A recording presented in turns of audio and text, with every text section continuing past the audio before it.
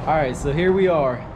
I'm gonna start using the GoPro and try to make a video at least once a week, but this one is not about my car lot or anything like that. This is gonna be about these Mazdas. I've got two of them, as you can see, one over there and one right here.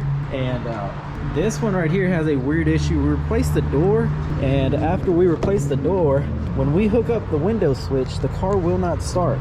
And but if it's not hooked up, then it starts up. So if anybody knows that, I tried to replace the wiring harness and that didn't do anything. But let me show y'all an issue I had with another Mazda. This one right here, I had a big issue with the shifter. This video is going to be about this shifter and how to fix it. So if you've got a Mazda 6 and it keeps popping out of reverse, or when you go to put it into park, it would just, you'd have to hold it right there for it to stay in park, or else it would move out. I'm gonna show you how I fixed that, and it's real simple. Right here, this piece right here, it was seized on. That right there, it was seized on there, and it couldn't move. So took it off, sanded it down a little bit, put some grease on it, and that right there takes care of your issue.